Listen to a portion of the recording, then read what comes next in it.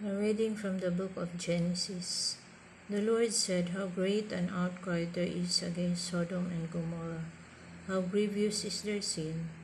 I propose to go down and see whether or not they have done all that is alleged in the outcry against them that has come up to me. I am determined to know."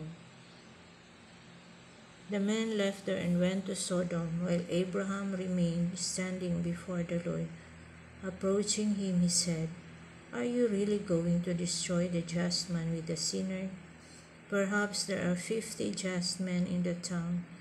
Will you really overwhelm them? Will you not spare the place for the 50 just men in it? Do not think of doing such a thing, to kill the just man with the sinner, treating just and sinner alike.